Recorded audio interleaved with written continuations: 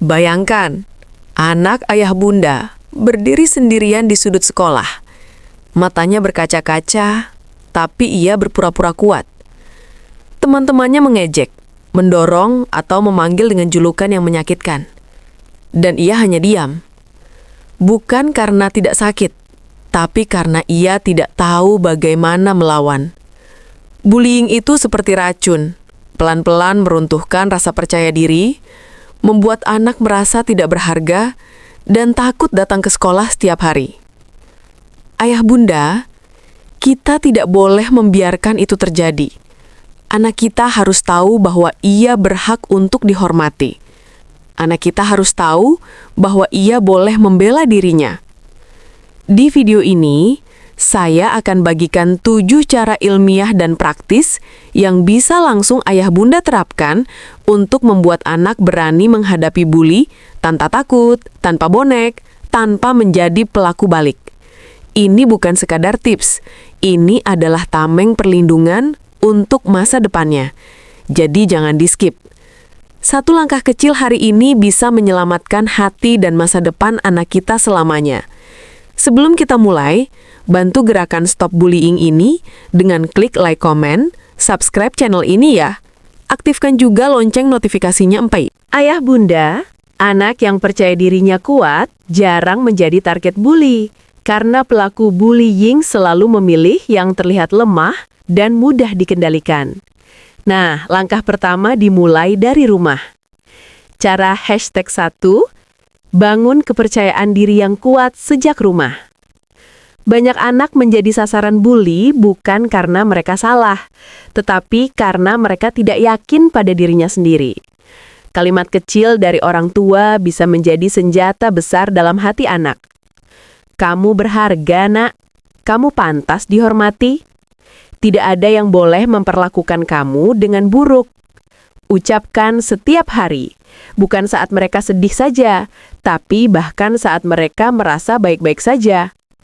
Pintip, riset psikologi menunjukkan anak yang melihat dirinya bernilai lebih berani speak up, tidak menarik perhatian pelaku bully.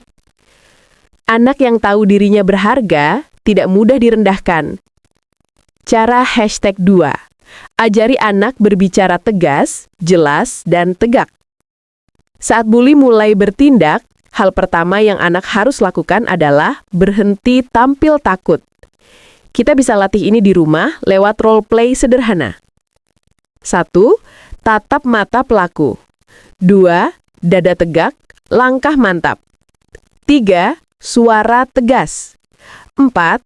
Ucapkan kalimat singkat dan jelas.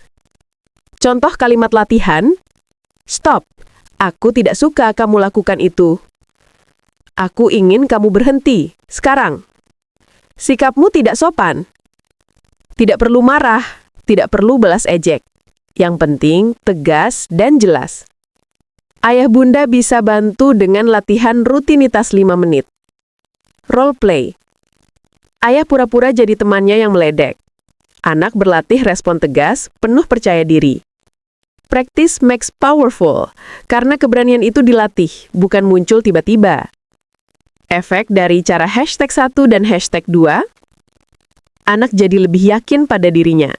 Pelaku bully mundur, karena melihat lawan yang tidak mudah dikendalikan. Anak belajar bahwa ia boleh membela dirinya sendiri. Mentalnya perlahan menjadi lebih kuat. Dan yang paling penting, anak mengerti bahwa ia berhak dihormati dan tidak boleh siapapun merendahkannya. Ayah bunda, kita baru memulai. Masih ada 5 cara lainnya yang tidak kalah penting yang bisa menyelamatkan anak dari rasa takut yang selama ini ia pendam. Selanjutnya kita akan masuk ke bab 2, bagaimana mengajari anak strategi aman menghadapi bully plus pentingnya sahabat pendukung atau support system. Ayah bunda, ketika seorang anak dibully, ada 2 hal yang langsung runtuh, yaitu rasa aman dan rasa punya teman. Karena bullying sering terjadi saat anak sendirian, baik secara fisik maupun emosional. Maka, tugas kita adalah memastikan anak tidak berjalan sendiri. Cara 3. Ajarkan 3 jurus aman anti-bully. Tetap berani tanpa kekerasan. Bullying tidak boleh dilawan dengan kekerasan, tapi juga tidak boleh didiamkan. Ajarkan langkah 3 jurus anti-bully ini. 1. Tatap mata. Tunjukkan bahwa anak tidak takut. Mata adalah kekuatan pertama untuk menghentikan pelaku. 2. Ucapkan kalimat tegas. Pendek, jelas, tidak perlu kasar. Berhenti. Aku tidak suka. 3. Pergi ke tempat aman atau cari orang dewasa. Bukan kabur karena lemah, tapi memilih keselamatan dan kecerdasan emosional. Jelaskan ke anak bahwa pergi menjauh bukan berarti kalah. Itu namanya melindungi diri. Pesan penting untuk anak. Keberanian itu bukan berkelahi. Keberanian adalah melindungi dirimu dengan cara yang benar. Cara keempat. Bangun support system. Setidaknya, 1 teman baik. Tahukah ayah bunda, penelitian menunjukkan anak yang punya minimal 1 sahabat lebih sulit jadi target bully. Karena bully suka menyerang yang sendirian. Tapi ketika ada teman di sampingnya, pelaku akan berpikir 2 kali. Bantu anak. Cari teman yang baik hati, ajak bermain teman yang peduli, latih saling membela antar sahabat, apresiasi anak saat ia bersikap suportif kepada temannya. Katakan pada anak, kamu tidak perlu punya banyak teman. 1 teman yang selalu ada untukmu sudah cukup. Ayah bunda juga bisa ajari kalimat solidaritas. Hei, berhenti, itu temanku. Kami tidak mau diperlakukan seperti itu. Kekuatan kami jauh lebih kokoh daripada aku. Dampak besar cara 3 dan 4. Anak belajar cerdas menghadapi situasi bahaya. Anak merasa tidak sendirian dalam menghadapi dunia. Pelaku bully melihat anak punya pertahanan sosial. Hati anak terlindungi dari rasa minder dan patah. Karena anak yang merasa punya dukungan akan lebih berani menyuarakan dirinya. Ayah bunda, kita sudah punya tameng keberanian dan dukungan. Berikutnya, kita akan membangun ketahanan mental anak supaya ejekan tidak lagi melukai hatinya. Yuk kita lanjut ke bab 3, bagaimana menguatkan pikiran anak dan membuatnya kebal dari kata-kata bully yang menyakitkan. Ayah bunda, setajam apapun pedang ia tidak akan melukai batu. Begitu pula kata-kata bully akan sulit melukai anak yang mentalnya kuat. Karena seringkali, bullying tidak dimulai dari pukulan, tapi dari kata-kata yang menancap di hati. Disinilah kita menyiapkan perisai mental untuk anak. Cara 5, ajarkan anak tidak percaya semua kata bully. Bully selalu menyerang titik paling rapuh, penampilan, kecerdasan, atau kelemahan anak. Tugas kita adalah memastikan setiap serangan itu mentalnya mental, tidak masuk ke hati. Ajari anak kalimat pembelaan diri secara mental. Itu cuma pendapat kamu, bukan kenyataan. Aku tahu siapa diriku. Kamu tidak bisa menentukan nilai hidupku. Aku tidak harus disukai semua orang. Saat anak mengulang kata-kata itu, mereka sedang membangun benteng di dalam dirinya. Ingatkan anak, yang kamu dengar bukan kebenaran, itu hanya kata-kata orang yang tidak bahagia. Cara 6, ajari anak strategi kendali emosi, bahkan saat diserang. Serangan bully paling suka melihat anak menangis besar, marah besar, ketakutan. Karena itu adalah kemenangan bagi pelaku. Maka anak harus belajar mengendalikan ekspresi, bukan mematikan perasaan. Latihan sederhana di rumah, deep breathing 3-3-3. Tarik napas 3 detik, tahan 3 detik, buang 3 detik. Ulangi sampai pikiran tenang. Ajari anak tidak merespon provokasi secara impulsif. Jangan beri mereka reaksi yang mereka harapkan. Karena dalam dunia bullying, yang paling kuat bukan yang paling marah, tapi yang paling mampu tetap tenang. Dampak cara 5 dan 6. Ejekan tidak lagi menghancurkan hati anak. Anak belajar menjaga harga dirinya sendiri. Pelaku bully kehilangan kemenangan yang mereka cari. Anak memiliki ketahanan emosional jangka panjang. Perlahan, anak akan mulai percaya. Aku kuat bukan karena aku tidak takut, tapi karena aku tidak membiarkan rasa takut menguasai hidupku. Ayah bunda, kita sudah melatih mental, sikap, dan emosi anak. Tinggal satu hal yang sangat penting. Membuat anak tahu kapan harus meminta pertolongan dan bagaimana mengambil tindakan yang benar.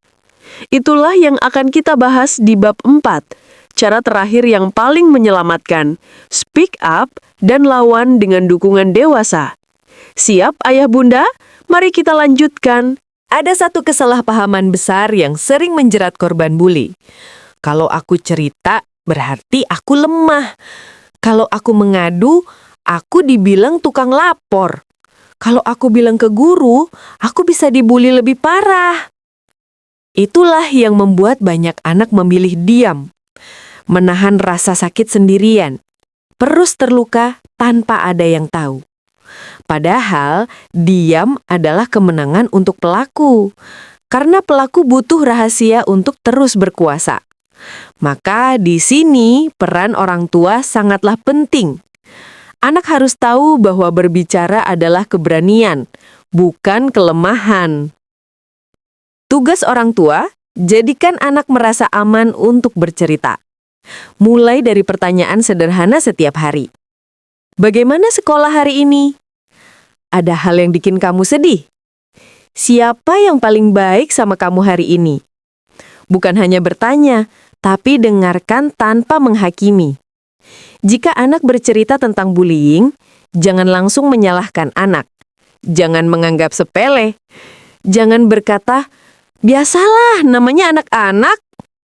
Validasi rasa sakitnya. Puji keberaniannya bercerita. Yakinkan dia bahwa ia tidak sendirian. Katakanlah pada anak, kamu melakukan hal yang benar dengan bercerita. Ibu atau ayah bangga sama kamu. Perasaan didukung sama dengan perasaan selamat. Dokumentasi dan tindakan. Ajari anak dan orang tua juga bersiap untuk catat kapan, di mana, dan siapa pelakunya. Simpan bukti chat atau ejekan kalau ada. Segera komunikasikan ke guru, wali kelas, atau konselor sekolah. Ingat, melaporkan bukan balas dendam. Melaporkan adalah upaya menghentikan kejahatan. Sekolah wajib terlibat menghentikan bullying, dan orang tua wajib menjadi suara anak saat mereka belum kuat bersuara. Dampak positif bicara dan mencari pertolongan. Anak belajar bahwa masalah tidak diselesaikan sendirian. Anak merasa ada punggung yang siap menopang. Pelaku kehilangan ruang untuk menyakiti. Trauma dapat dicegah sejak awal, karena anak yang berani bersuara hari ini akan berani membela dirinya sepanjang hidupnya. Ayah bunda, kini kita sudah melihat seluruh 7 cara yang bisa membuat anak berani, kuat, dan tidak mudah dijadikan target bully. Namun, perjuangan tidak berhenti di sini. Di bagian terakhir, kita akan satukan semua langkah dalam solusi yang dapat dilakukan bersama orang tua dan anak di rumah agar anti-bullying menjadi budaya keluarga kita. Mari kita masuk ke bab 5, solusi kompleks dan dukungan orang tua. Ayah bunda, sekarang kita sudah belajar 7 langkah keberanian. Namun, kekuatan itu akan bertahan hanya jika didukung di rumah. Karena rumah adalah markas besar anak kembali mengisi tenaga, menguatkan hati, dan membangun keberanian lagi. A. Ciptakan rumah yang aman untuk bercerita. Rumah harus menjadi tempat di mana anak bisa melepas ketakutan tanpa takut dihakimi. Cara sederhana namun sangat kuat. Dengarkan cerita anak sampai selesai. Jangan potong omongannya. Jangan buru-buru mengajarkan atau menghakimi. Peluk ia saat emosinya belum stabil. Ucapkan kalimat yang meneguhkan. Terima kasih sudah cerita ke ayah atau ibu. Kamu nggak sendiri. Kita selesaikan ini sama-sama. Anak yang merasa dimengerti akan lebih mudah pulih dari rasa takutnya. B. Jadwalkan role play anti-bully di rumah. 5-10 menit sebelum tidur. Mainkan peran sederhana. Orang tua menjadi pelaku bully, anak berlatih respon yang benar. Latihan membuat anak lebih siap menghadapi situasi nyata. Tidak kaget saat dibully lagi, tahu cara menyelamatkan diri dengan benar. Katakan, setiap latihan ini bikin kamu makin kuat. C. Bangun budaya hormati diri dan hormati orang lain. Pastikan anak memegang nilai penting ini. Tidak menyakiti orang lain, tidak membiarkan orang lain menyakitinya, tidak membiarkan orang lain disakiti. Ajarkan anak mendukung teman yang jadi korban. Kita bukan hanya melindungi diri sendiri, tapi juga melindungi yang lemah. Ini akan menumbuhkan empati, keberanian, dan kepemimpinan positif. D. Libatkan sekolah sebagai partner. Ayah bunda punya hak untuk menemui guru BK, meminta penyelidikan kasus, dan menuntut keamanan bagi anak. Karena bullying bukan urusan sepele. Ini adalah isu keamanan mental dan masa depan. Hasil dari solusi terpadu ini, anak tidak merasa sendiri, anak punya strategi dan keberanian, bully kehilangan kekuatan, masa depan anak terselamatkan sejak hari ini. Karena anak yang merasa didukung orang tuanya, tidak ada bully yang bisa menjatuhkannya. Ayah bunda, perjuangan kita belum selesai. Masih ada pesan penutup, sebuah pengingat bahwa kita bisa menghentikan bullying, mulai dari rumah kita sendiri. Ayah bunda, bullying bukan sekadar kenakalan anak. Bullying adalah luka yang bisa terbawa hingga ia dewasa, bahkan seumur hidupnya. Tetapi hari ini, ayah bunda sudah mengambil langkah besar, melindungi hati dan masa depan anak. Tidak perlu menjadi orang tua yang sempurna. Cukup jadilah orang tua yang hadir dan siap membela. Anak kita berhak merasa aman, berhak dihormati, berhak tumbuh dengan percaya diri.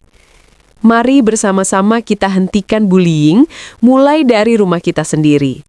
Dengan cara mendidik anak yang berani, empatik pada sesama, dan tahu batasan yang benar. Semoga Allah atau Tuhan selalu menjaga anak-anak kita, melindungi langkah mereka, mempertemukan mereka dengan teman-teman yang baik, dan menjadikan mereka pribadi yang kuat melawan segala bentuk ketidakadilan. Terima kasih sudah menonton sampai akhir.